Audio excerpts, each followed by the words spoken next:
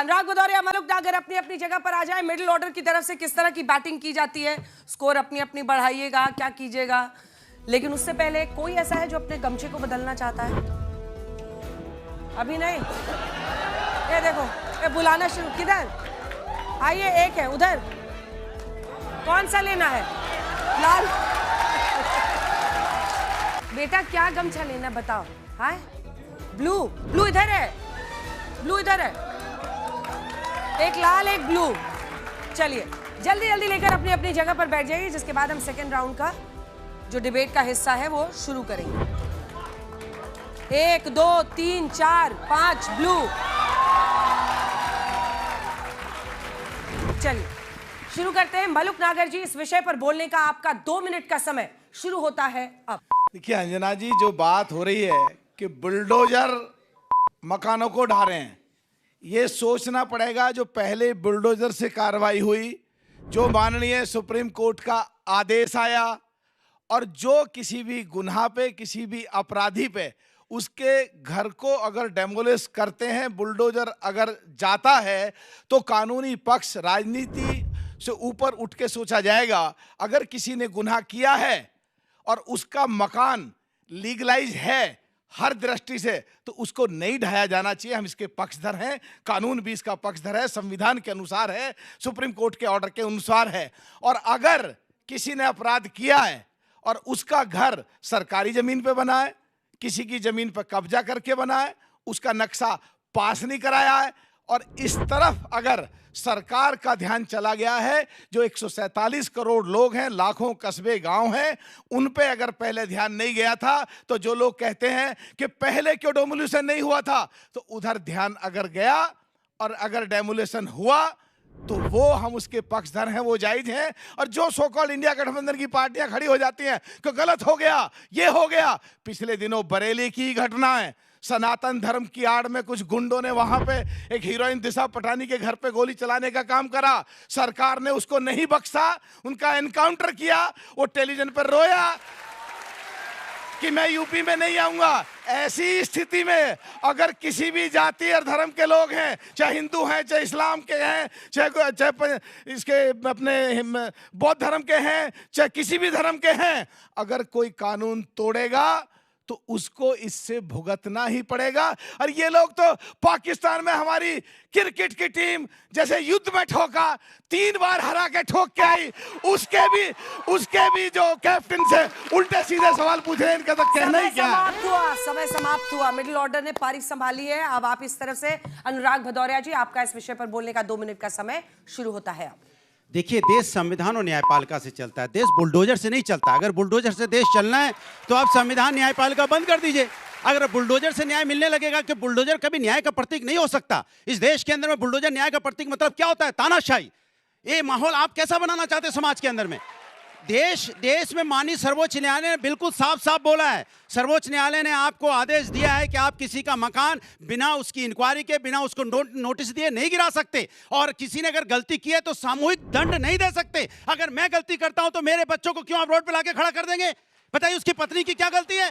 आप उसमें कार्रवाई कीजिए। और दूसरी बात, अगर इलीगल मकान बना है, अगर अवैध मकान बना है, तो अधिकारी क्या कर रहे थे वहां पे? इतने दिन से अधिकारी वहां क्यों थे? उनको क्यों नहीं सस्पेंड करते? सवाल यह है कि और जिस तरह का आपने देखा घटना जो हुई है, जो घटना होती है, तो मैं पूछना चाहता हूं पुलिस सिस्टम क्या करती है, उनका इंटेलिजेंस डिपार्टमेंट क्या करता है? लोग रोड पे निकल जाते हैं, दंगे हो जाते हैं, हिंसा हो जाती है, पुलिस को पता नहीं चलता। और जब दंगा होता है, हिंसा हो जाता है, तो तुरंत पता चल जाता है किसने करवाया, कैसे करवाया। इसके मतलब आपकी कहीं ना कहीं सिस्टम फेलियर हो रहा है।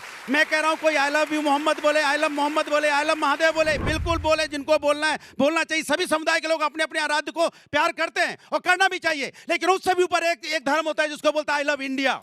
आई लव इंडिया सबसे बड़ी चीज होती है।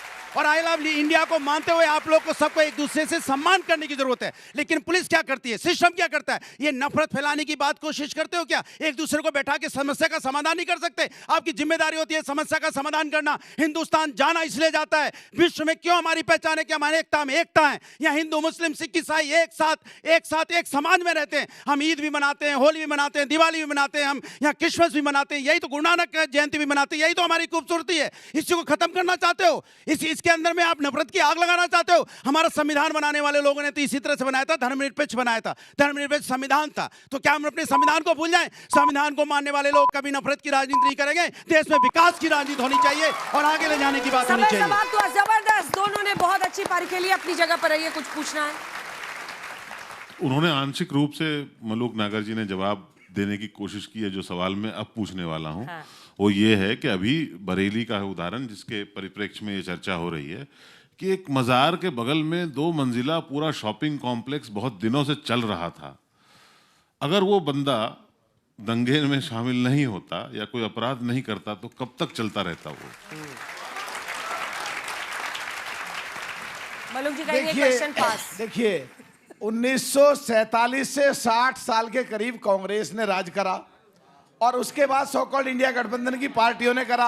अगर उस समय अवैध कब्जे करे हैं और उस समय अगर उन्होंने गलत बनाए हैं, उस तरफ अगर ध्यान नहीं गया उस समय, और अब अगर किसी ने अपराध करा है उस तरफ अगर ध्यान जाएगा तो वो पहले वाला भारत नहीं है। आज एनडीए का भारत है, आज मोदी का भारत है।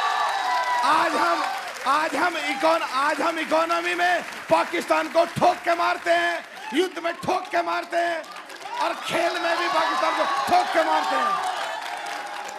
तो सवाल चीज अच्छी या बुरी होती है इसका निर्णय तो किस परिस्थितियों में देश काल अवस्था में उसका प्रयोग किया जाता है, सदुपयोग या AK-47 है।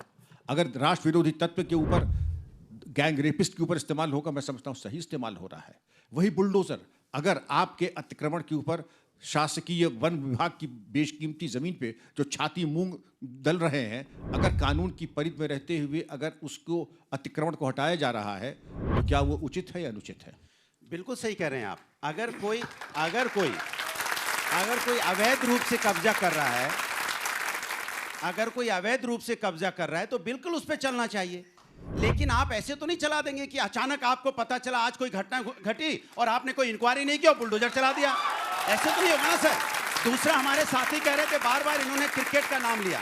मैं इनसे पूछना चाहता हूं, हमारे घर में 26 बहनों का हमारा सिंदूर उजड़ा ना, हमारे घर में कोई मौत हो जाती है तो 1 साल तक कोई पर्व नहीं मनाया जाता है और आप क्रिकेट खेलने चले गए, 6 महीने भी नहीं हुए और आप उनके साथ क्रिकेट खेल रहे थे। ऐसी कौन सी हमारी मजबूरी थी जो उनके साथ, हमारे दुश्मन के साथ, जो हमारे बहनों के कातिल हैं, उनके साथ हमें क्रिकेट खेलना पड़े? ऐसी कौन सी मजबूरी थी? और आप क्रिकेट का मैच जीतने के बाद उसको कंपेयर कर रहे हो किससे? हमारी बहनों के सिंदूर से। इतना तो अभी हम हिंदुस्तान नहीं गिरा हुआ है, इतना आप हमारे संस्कृति संस्कार इतने नहीं बिगड़े हैं। ये रोज का डिबेट नहीं है। नहीं माइक की रेगुलर डिबेट नहीं है सर, प्लीज अपनी अपनी जगह पर एक साल का जवाब, रिपॉर्टल राउंड भी मिलेगा। आप दोनों एक सेकंड रुक जाइए क्योंकि अब वक्त है जब हम युवा जजेस को, युवा नेताओं को चुनते हैं। इस शो में हमारी कोशिश होती है कि हम युवाओं को भी मौका दें और इसीलिए इधर से कौन आप बोल रही हैं, लीजिए और यहीं पे इंतजार कीजिए, टोपी पहन लीजिए, पूरा एकदम लुक में फॉर्मेट में आइएगा तभी मजा आएगा। लीजिए आइए मेरे साथ, इधर से आइएगा, आप दोनों आइए। और ये दोनों नेता हैं जिनको 45 सेकंड का समय मिलेगा और इसी विषय पर ये लोग अपनी राय किस तरह से रखते हैं इससे तय होगा कि आज युवा नेताओं में कितना दम है, क्योंकि नेता तुम ही हो कल के। आइए अपनी अपनी जगह पर आ जाइए, माइक उठाइए। आपका नाम क्या है? रितिका भात्रा, मैं कैंपस लॉ सेंटर की स्टूडेंट हूँ। ठीक है रितिका जी, इस विषय पर बोलने का आपका 45 सेकंड का समय शुरू होता है अब। जी, हमारे लॉ सेंटर में ये पढ़ाया जाता है कि justice delayed is justice denied. हमारे देश में 4.5 करोड़ केसेस अभी भी पेंडिंग है और अगर बुलडोजर की सरकार हमें 2000 करोड़ की अवैध प्रॉपर्टी अगर वापस लाने में हेल्प करे और 68,000 की लैंड अगर वापस से एक्विट हमें करवा दे तो इसमें क्या बुराई है? कब तक एक आम इंसान इंतजार करेगा? कब तक एक इंसान धर्म के नाते कुछ आई लव मोहम्मद बोल के हमें परेशान करते रहेगा? क्यों ना हम जस्टिस खुद से ले और क्यों ना इस तरीके से जो भी अवैध प्रॉपर्टी है उसको वापस से रिक्लेम किया जाए? इसमें क्या बुराई है जी? 11 सेकंड बचे हैं, 2 लाइन और कुछ। आखिर में मैं कहना चाहूंगी जैन जी की तरफ से, योगी जी आप लड़ उठाए, हम आपके साथ हैं। चलिए, आपका नाम क्या है? नमस्कार, मेरा नाम सिया शर्मा है। मैं 5th ईयर लॉ स्टूडेंट हूँ from symbiosis law school Noida. आज लॉ के कितने बच्चे आए हुए हैं? सब लॉ के इधर हैं और इधर भी लॉ वाले बच्चे हैं। गजब, बहुत अच्छा। आपका सिया बोलने का इस विषय पर 45 सेकंड का समय शुरू होता है। नमस्कार, मैं अपना पक्ष एक लाइन के द्वारा रखना चाहूंगी। एक सभ्य समाज में इंसाफ बदले पर आधारित नहीं हो सकता। जिसको आप जस्टिस कह रहे हैं वो जस्टिस नहीं, बदला है। बदला आप सिर्फ क्रिमिनल से नहीं ले रहे हैं, आप उन निर्दोष लोगों से, उनके घर वालों से, उनके बच्चों से, उनके परिवार वालों से ले रहे हैं। हमारा देश एक लोकतांत्रिक देश है और हम एक लोकतंत्र में रहते हैं, जिसका मतलब इसीलिए हमें ये समझना चाहिए bulldozer justice, natural justice, principle due process के खिलाफ। समय समाप्त हो। बहुत अच्छा, दोनों ने बहुत अच्छा बोला, जबरदस्त। टोपी के साथ आप लोग इधर से वापस जा सकते हैं अपनी जगह पर। दोनों युवा नेताओं में काफी प्रॉमिस है, अपनी बात में कम से कम विश्वास दोनों रखते हैं, दमदार तरीके से कहा और अंत में तो नारा ही लगा दिया, लट उठाई हम साथ हैं।